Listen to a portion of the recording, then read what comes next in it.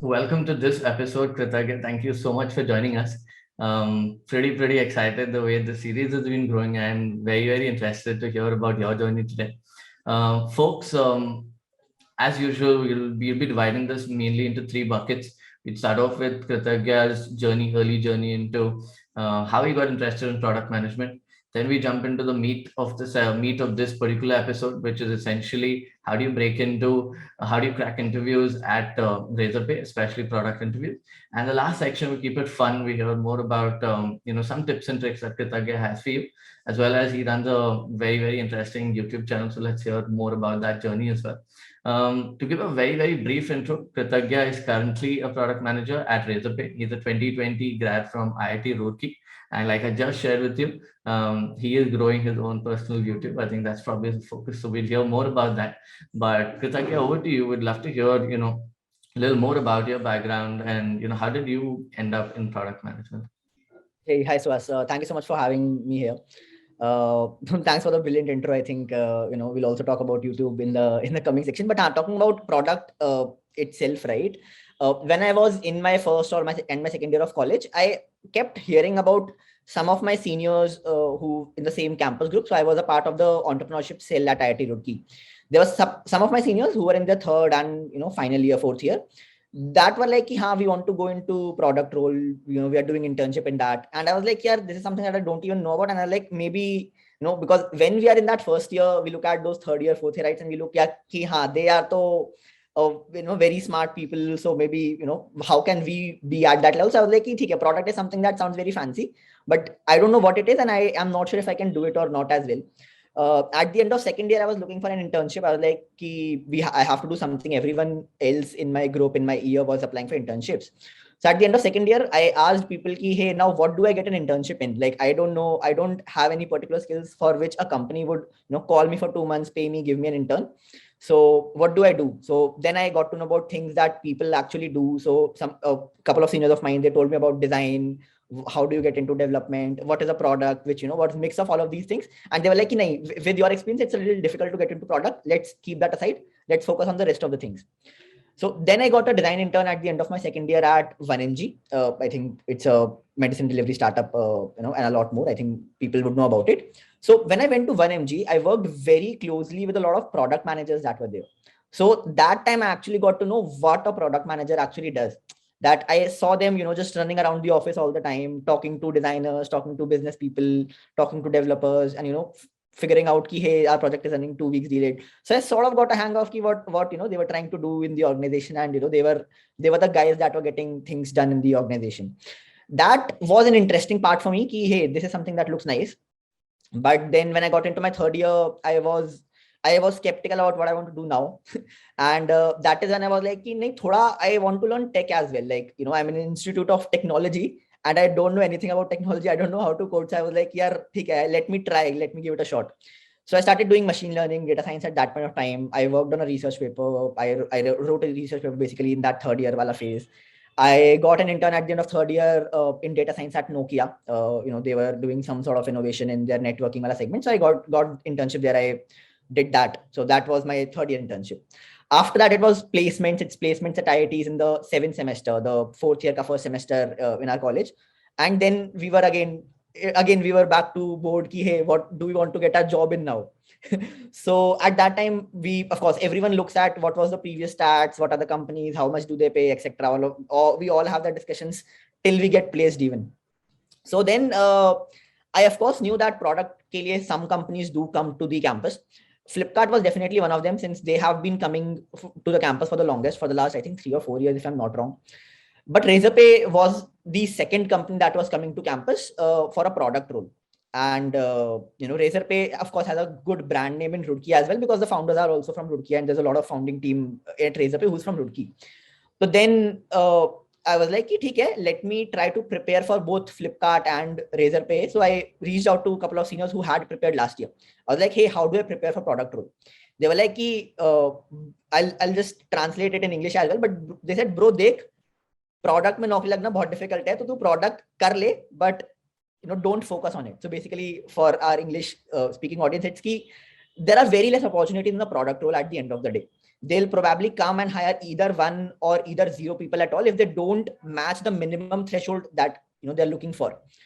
So I was a little demotivated, but I was like, okay, sure, I'll still give it a shot. So I'll talk about the whole process as well. But yeah, that is where it came from. But that was not the only thing that I was looking at. I had definitely knew ki product is something that I want to try. But since there were only 1 or 2 openings out of 900 people that are sitting for placements and at least 100 people that were interested for product role, I was like, hey, it's a too big of a shot that I get a product role at the end of my placement season. So there's some backup that I also had, that hey, I know data science, I'm going to prepare for it, and I know worst case I'm going to get a job in data science, that I've been doing for the past 1.5 years, and that like, so that was the journey of how I started off in product. No, very nice. No, thanks for sharing that, Kritagya. Quick question before we jump into the meat, that is the Razorpay interview. Want to understand a little more when you mentioned, Kiri, first 1-2 years you probably didn't have too much idea about product, but slowly you got the exposure, you started preparing. How much of a role do you think this exposure, or the peer network, or just studying from IIT Roorkee had? Because I think we get a couple of questions asking, hey, is it a phenomenon where you have to be from IIT, BITS, ISB, IIM, only then you can break into product? What are your thoughts on that? I think that is definitely not true, because I know, like, at least in today's world, right? When you look at 2022, I think it's not true that you have to be from a tier 1 college, the IITs, IIMs, to actually get into product. Because I know people that are from, even NSITs and DU and, other colleges that have made into product. It's not necessarily that they make into product right out of college. And I'll talk about that why. Even for people from IITs, that is not true, because, again, that I talked about, there are very less openings for people who are just out of college. But if they spend 1 or 2 years in the industry in whatever role that they are the second most interested in, let's say, then of course they can switch to product pretty easily. I don't see it being a barrier if they have enough knowledge and if they have enough drive towards learning product management in general. Yeah, no, I think that's a great point, and probably in this particular episode they'll also get some tips and tricks or some resources that they can pick up, right? So that'll be interesting. Jumping right into the Razorpay bit, right? So Flipkart and Razorpay have now come to your college. You're preparing for those interviews. Can you just walk us through one, like, how did the preparation look for you, and two, how did these rounds really look like? Yes. So I'll keep a little more specific to Razorpay, of course, right? So, Sure. but in general, what do product companies do when they come out for campus recruitments is that they hand out a problem statement on which, based on which they want to shortlist people. So there are 200, 300 people that are interested. They have to shortlist a bunch of them for the interview process and the further process, right? So generally, they give out a case study, that they either give out a presentation that you have to make on a particular problem statement. Either they keep the problem statement very broad or something like that. That is what Razorpay also did. So we had a problem statement that was something related to the payments domain itself.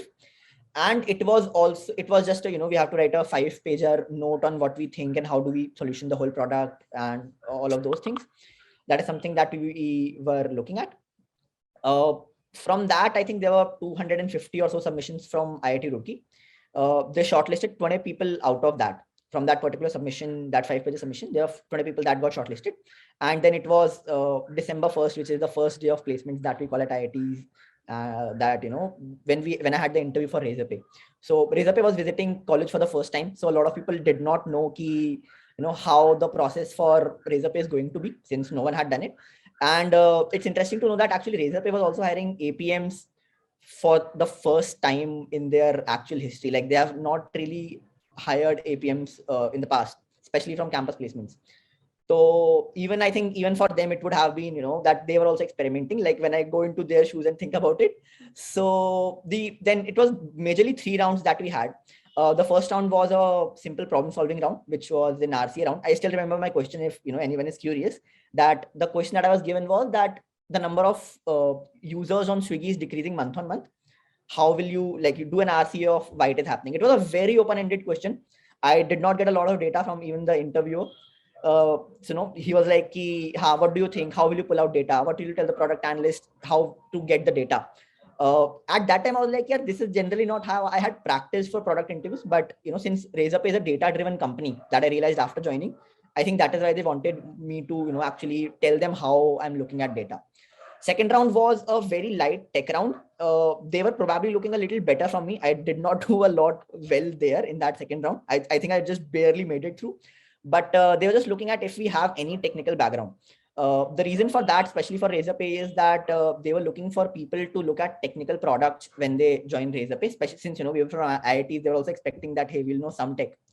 So that is why they had a tech round, for us specifically, that, hey, do you at least know the basics of tech? Do you know how a database works? Do you know how what a table is, how data flows? Do you know how at a high level API works? All of that thing they covered. Since I had a background in ML, they also deep dived into how I worked in Python, what my projects, etc. So that was the second round. Then the third round was with the head of product at Razorpay. It was mostly a very informal round where he was just looking at how I think about products in general. I was given 4 problem statements at a very high level just to see how I look at the problem itself. It was a 1 hour round, but there's still 4 problems that I looked at Spotify as a product. They looked at 1mg as a product. They looked at, I think there's some 2 other things that I don't recall exactly, but that is what the final round was. They were just looking at the product thinking capabilities, that how fast am I able to sort of get onto the problems. I'm able to identify the core problems. So those were the 3 rounds at a high level that were there at Razorpay. Yeah. How did your prep for this look like? Did you feel like, hey, I was really well prepared? Because I think tech, like you mentioned, did you do some specific preparation for each of these rounds? So I did not prepare a lot for the whole process, to be very honest, since I was also preparing for my data science as a career opportunity that I had to get a placement for sure. So the preparation that I did was, of course, the generic one. I of course did. I looked at read Cracking the PM Interview wala book. I read Decode and Conquer. I read a couple of blogs and all of that stuff. I think that is general and that everyone has to do. Like, I think that is the baseline that everyone has to do right now to probably get into before getting to know about giving a product interview itself. Apart from that, what I had really good was that I had 2 or 3 really good friends, not just from my college, but even from other colleges that were preparing for product interviews. So we used to do cases together. Like in one case, I'll be the interviewer. Another one will give me an interview. I'll come with a question. I'll come with a problem statement, and I'll take an interview of them. And then they would do the same for me. And I had 3 or 4 friends that I used to do this with. And I used to do one case every day. 2 types of cases I focused at. One is product thinking cases and one is problem solving cases. And I tell you, there were some people who were into consulting. They had been doing business cases. I had not done a single case in my life before this. This was the first time, and I was directly looking at product cases. People were telling me, hey, do business cases first because you need to know how you solve a case. But I was like, I don't have time. I have like 2 months till I have the interview. I have other things to prepare for as well. So I just used to do one case a day with different friends throughout that. I think I did not even do one case a day even diligently. It was even lesser than that if I take an average. But yeah, that was the only prep that I did for product round. And plus, I think another thing that in general helped, and something that I suggest everyone if they are looking to prepare for product interviews, is that they should be aware of what is happening in general to other startups and products in their startups as well. Like if Swiggy had launched Swiggy Pop, you should have that curiosity to learn hey, what are they doing? Why are they doing this? I think those things in general help with keep making your mind like that you tackle a problem in a better way. So yeah. I think these are lovely points, to be honest. Like both books you mentioned are kind of like Bibles today, right? For someone who just wants to explore how do you crack a product interview. I think these are great starting points.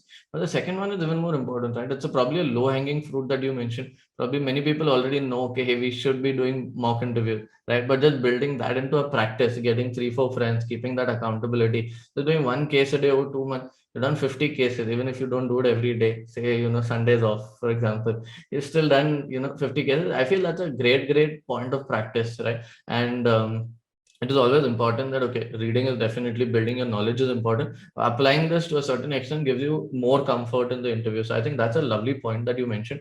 We're hoping to be building a similar mock interview structure internally, so I'm taking that as feedback as well. How did you go about, deciding, like you mentioned, did you also sit for Flipkart? How did that look like? Because I know Flipkart APM programs also pretty coveted. So how did you go about it? And then let's like deep down on then, your Razorpay journey as well. So I think I mean, so Flipkart was obviously the more hyped one in the campus, since they had a Yeah. 2-year APM program that they sell, that hey, there's a 2-year APM program. And then of course it's a pretty good learning as well, I think, since it's an org that is at a different scale. And of course my priority was probably I couldn't even decide the priority, because Flipkart was the first slot and Razorpay was the second slot. So I had to sit for Flipkart as the first priority. Right. And yeah, so I made it till the final round of Flipkart, but I think I screwed up in the final round a little. So of course that did not happen. I got off at the final round. One of my really good friends from the same branch actually made it there. So Oh, nice. we keep on exchanging learnings even till now. But yeah, I think the scale itself, that Yeah. is what is different between Yeah. both. No, I think that's fine because it made your decision a little easier then, I guess, just Uh, jumping and got so because I think Razorpay is also doing really, really well in terms of the work they're doing, like the perception in the market also about Razorpay is pretty awesome. So then probably jumping one level higher now, like I think you've given us some meat. But now that you've transitioned into an APM, then became a product manager, what are some things that you felt are very, very theoretical, something that you thought product managers should be doing? Many people told you about it earlier. But once work started, you were like, okay, this is not what I expected. Did you ever have such a moment? Yeah, I definitely. I mean, some parts are definitely different than what I had thought when I was back in college, right? Probably things like follow-ups is something that product managers do a lot. That, hey, what is the status for this project? Why did this not move? All of those follow-ups, I did not even expect that would happen. A lot of the project management aspects of it, I think a lot of people undermine that you just have to keep the quarterly tracker for your team updated, push out updates, keep follow-ups, and all of that operational stuff that product managers do. I think that is something that just goes under the rug, and we just glorify the role ki, oh yes, we are doing strategic decisioning, we are deciding what will be built, etc. Although that is there, I think that is still, I mean, the rest of the part still is a part of your job, and that is expected. So that is something that I think people should know a little more often. Yeah. No, no, thanks for sharing that. What's your favorite part about, working at Razorpay? Like, what do you like about product management? So I'll give both of the answers, right? So what I like about product management is the impact that I'm creating. Like, when I get to know my friends who are in different organizations, they're using our product and they're using our solution, they're liking it. I think that is a really feel good moment that makes everything, I think, worth it in the end. What I like about working at Razorpay is the culture, the ownership that I got. So when I joined as an APM, they gave me a whole team with 5 developers to actually be a product manager for that whole team. That I am the only one looking at the product decisioning, etc. I failed at times, I did wrong things at times, but there were people enough to guide me, and they still believed in me that, hey, I can look at this. So that is the best part. Awesome. Kritagya, jumping into our last section, keeping it a little light now. We know you've been growing your YouTube channel. How did that journey start? What's in store for 2022 in general? Sure. So how did it start is that I had been into photography since my first year of college. So I had been clicking pictures for a while. Then I was like, yeah, I should try some video as well. Then started making some videos. Then I was like, what is the best platform to share videos? So it was YouTube at the end of the day. But what do I make on YouTube was still dicey. It's still dicey at this point of time. But yeah, I started making off with some sort of learnings that I had from college. Since people, of course, look up to people who are in IIT for some reason. But I was like, hey, I can definitely share some learnings that I've had in the college. Uh, so I started off with doing that. That is how it started. One of my videos, it went viral sort of, and it got over 2 million views now. So that is how the YouTube channel actually grew in the last 1 year. Yeah, and after that it's been fun. I've been talking to other startup people who are running their own startups, or all of those, that stuff. I've been trying to document that as well. I've been trying to document in my life in general, so that is what I've been doing, and that is the plan for 2022 as well. I want to focus more on a little bit of sharing my life to the internet as well, and if I can add value doing that, then yeah, that's a plus. Oh, that's pretty awesome. And like any tips and tricks to grow? I think you've grown to 35K. So while you're sharing, your life journey, while you're documenting, do you have like a goal that by the end of 2022, I need to reach this number, or you're just having fun and going along? I think I don't have a goal right now. Matlab, I definitely want to touch that 100K mark, but I don't know if that's going to be 2022 ka end or if I can do before that. The only goal is that I want to be consistent on YouTube, so that, because I think that is what these algorithms reward. Okay. So yeah, that is the plan. Oh, that's awesome, and all the best on that. Last question, probably wrapping it up back with a product one. Um, you're probably in a great place now with working at Razorpay, cracked it via the campus placement. But for people who are looking to break in, whether laterally, whether via again campus placement, what are some tips and tricks, or what are something that they should keep in mind, especially for product interview and at Razorpay? Like if they're looking, to crack it at Razorpay, are there any things that are outside the book that you can share with them? So, so first thing that I want to share with people, so I think I'll divide it into three parts actually. So first part is for people who are in college and they want to break into product management. I would definitely want to tell that product management is good, but of course there are lesser opportunities in the market.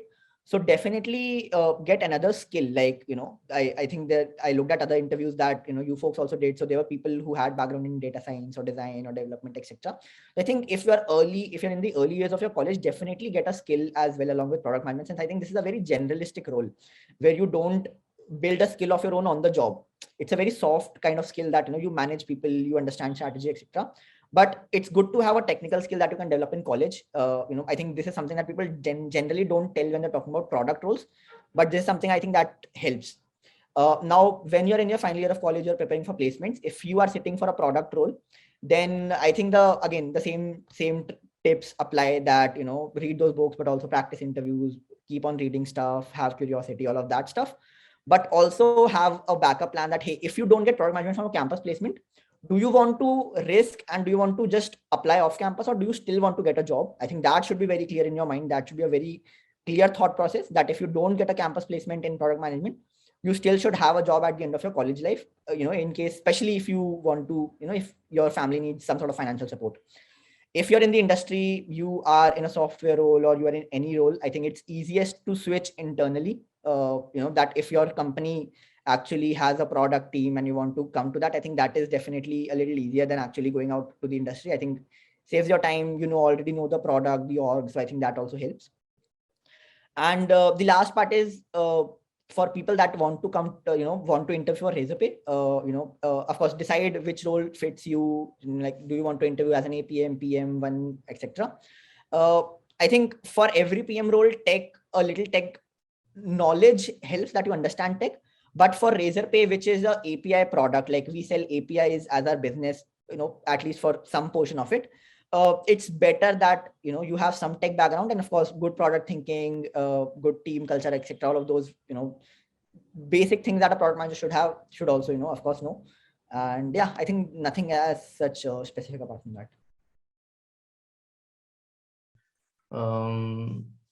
Tech bit that helped you, like how did you prepare for the tech bit? I so I actually did not prepare something very specific for the tech bit though, right?